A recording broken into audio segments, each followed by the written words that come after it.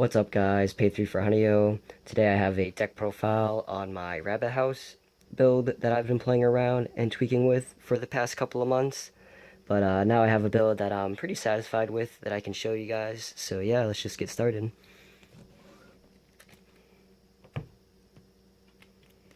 First off, at level 0, I play for Chino Being Playful. Her first effect is at the start of your opponent's battle phase, choose one of your other characters, and that character gains plus 500 power until the end of turn. And her second effect is Brainstorm, so you can pay 1 and rest yourself. If you do, reveal the top 4 cards of your deck and put them into your waiting room. For each climax you reveal this way, search your deck for up to 1 Rabbit House character, show it to your opponent, add it to your hand, and then shuffle your deck afterwards.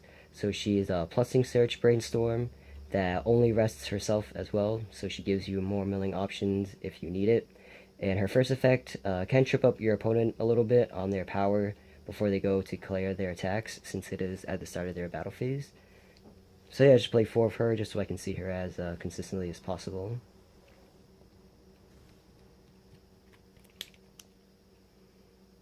Next up, I play for Rize Being Herself. Her effect is when she's placed onto stage from hand, you can reveal up to the top 3 cards of your deck. If you reveal at least 1 card this way, add up to 1 Rabbit House character, discard the remaining cards afterwards, and then discard a card from your hand afterwards as well. So she's kind of similar to the Azusa effect, except you're milling through 3 cards of your deck instead of 4, and you're also discarding a card afterwards instead of discarding a card first. But yeah, overall, just a really good utility in this card. It's a free hand fix while also giving you free milling options as well, which is also always good to have. So that's why we play 4 of her.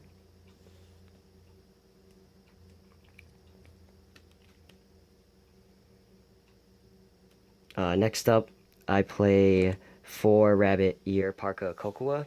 Her first effect is when she's placed onto stage from hand, you have to put the top 2 cards of your deck to the waiting room.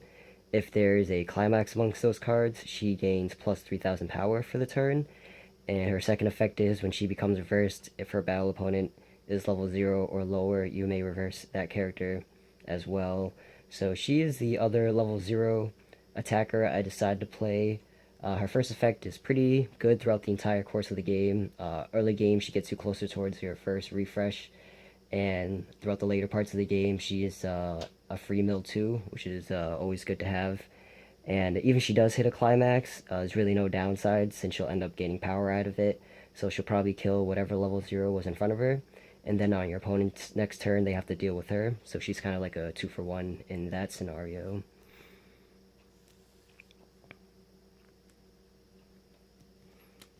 Next up, I play 2 Present Exchange Kokua. Her first effect is when she's placed onto stage from hand, you may pay the cost, which is pay 1 and put the top card of your deck into your clock. If you do, you can add a Rabbit House or Bread Trade character from your waiting room back to your hand. And her second effect is when she declares an attack, choose one of your characters, and that character gains plus 500 power until the end of turn. So she's pretty much a Krista clone, except she's not restricted towards what level character she can grab. She's just restricted towards the Rabbit House and Bread Trait. So throughout the entire course of the game, she's actually pretty useful. Say you're at level 2 and you don't want to clock for the turn, but there's a level 3 in your waiting room that you want to get back and set up some plays with. So instead of clocking, you can play her instead and just salvage whatever you need. And obviously, in the early parts of the game, she pushes you closer towards level 1, which is always good to hit before your opponent. And yeah, I just decided to play 2 because you really don't salvage much during the early game, but having 2, I feel like I see her enough to where she makes an impact.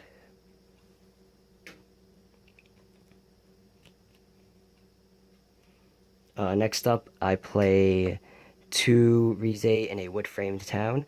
Her effect is when she's placed onto stage from hand, choose one of your Rabbit House characters, and that character gains plus 1500 power until the end of turn. So she can choose herself as well, but she's mostly here for you to power up your level 1 game, since you do rely on reversing to gain advantage at level 1. So pretty much same reasons why TLR runs Pucci Mikan is why I run her.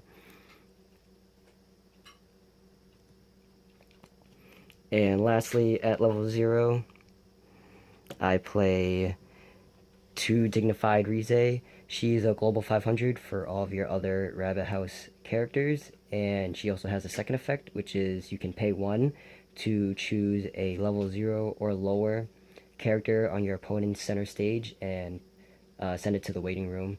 So she's really helpful when it comes to getting rid of like runners or anything that triggers on reverse, like Hibiki, for example.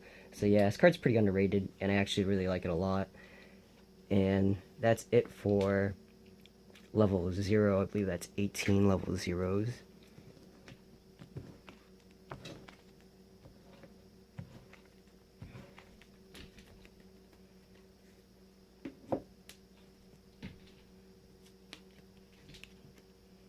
Next up, at level 1, I play 4 Present Exchange Chino. So her first effect is if all your other characters are Rabbit House, she gains plus 1000 power, so she becomes a 1/0 5500.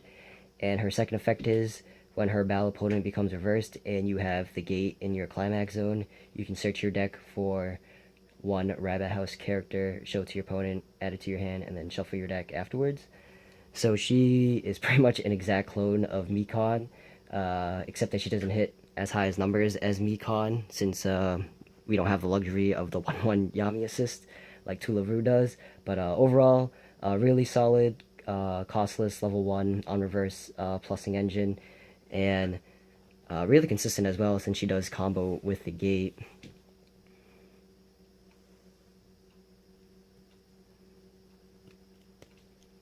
Next up, I play 4 Serious Match on board Chino. She is an Ellie clone, so she gains plus 500 power for each of your other Rabbit House characters. And then her second effect, not really relevant, it's more for flavor, but what it is when her battle opponent becomes reversed and you have a character with Kokua in its name on stage, then she gains the name Big Sister Chino until the end of your opponent's next turn. So I actually do call out on using that effect when I have a Kokua on board and I kill something with her. But yeah, this is just the other level 1 beater I decided to play. I play this over the 1/0 6500 Chino just because there are a decent amount of players that have 765 and SAO at my locals, so not being able to front into level 2 characters at level 1 is just a little sad.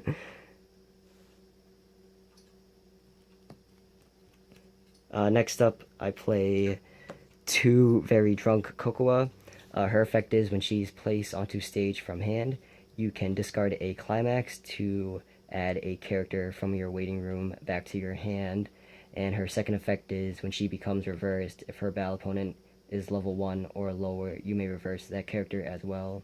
So yeah, just a level 1 reverser with a really good come to play ability that can help you get climax out of your hand and salvage whatever you need.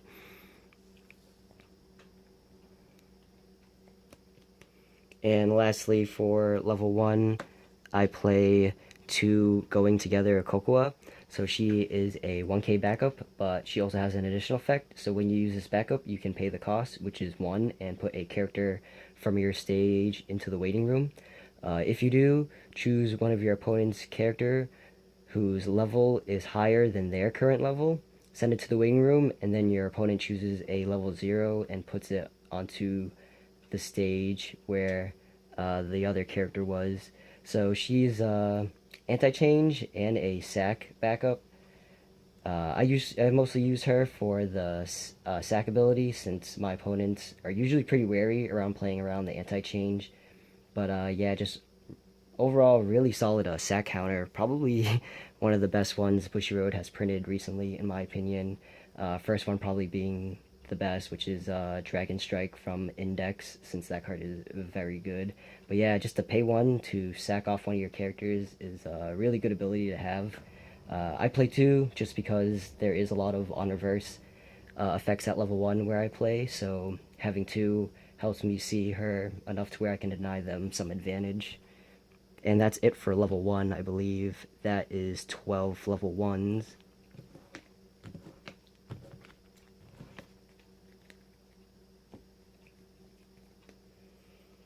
Next up, for level 2, I play 2 Get Well Visit Kokoa. She's 2k in front assist for level 3s, and then her second effect is when she's placed onto stage from hand, choose one of your characters, and that character gains plus 1k power until the end of turn. So she can choose herself if you need to do that, but she's pretty much here to fulfill the early play condition for the level 3 Rize, and I feel like 2 is good enough to where I see it to put her on stage consistently enough.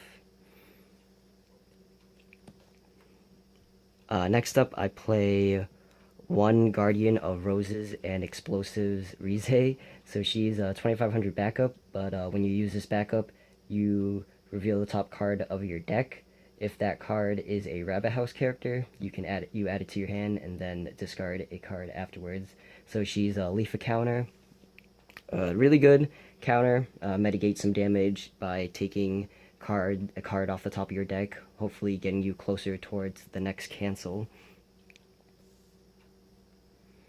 And lastly, for level 2, I play 1 Chino in a maid outfit. She's also a 2500 backup, but when you use this backup, you can pay the additional cost, which is 2.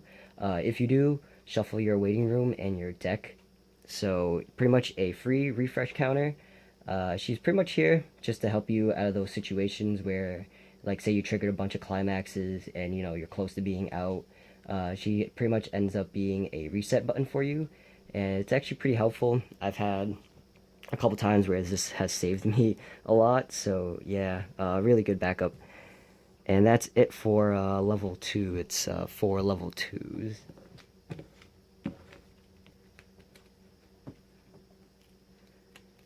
And on to level 3, I play 4 Present Exchange Rize.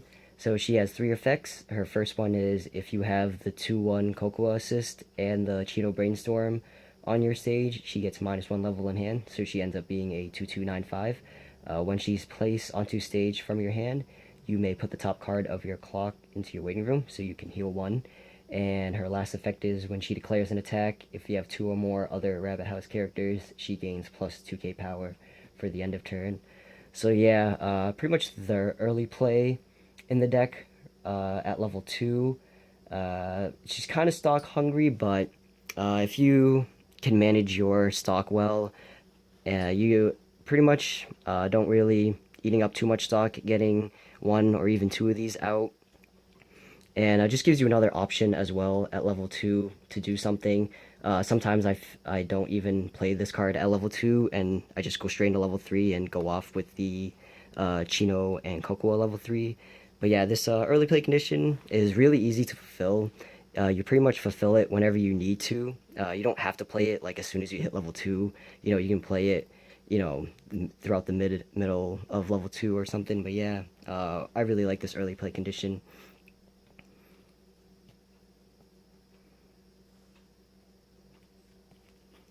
And lastly, for level 3, I play 4 Glad to Have Met Chino and Coco, aka Tippy and Friends, as I like to call it. And this card also has 3 effects. So her first one is she gains plus 500 power for each of your other Rabbit House characters. When she's placed onto stage from hand, you can draw up to 2 cards, then discard 1 card afterwards. And her last effect is when she declares an attack and you have the door in your climax area, you can pay the cost, which is 2, and then discard 2 cards from your hand. If you do, deal 1 damage to your opponent, and then you deal 1 damage to your opponent, and then this card gains plus 6,000 power until the end of turn. So this is pretty much the main reason to play Rabbit House. For the most part, one of the best finishers, in my opinion, at the game right now, and probably one of the best ones that Bushiroad has printed recently. But yeah, just overall, a lot of damage output this card puts out, especially since you're only burning for 1 in different instances, so it's a lot harder for your opponent to cancel that. But yeah, that's it for my level 3s, just 8 level 3s, 4 healers, and 4 burners.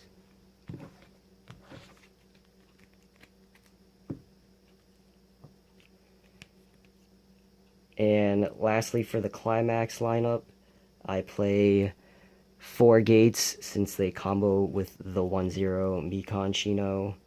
And then I play 4 doors since it combos with the level 3 Tippy and Friends. So standard gate and door lineup for the Rabbit House build. And yeah, that's my Rabbit House deck profile, guys. This is pretty much what I've come to after playing with the deck for so long these past couple of months. I feel like this build really works well for me. I've gotten some good results out of it playing at locals. But yeah, let me know what you guys think about it. Maybe change up some cards towards your preferences and your play styles. And let me know how it goes for you. Thanks for watching.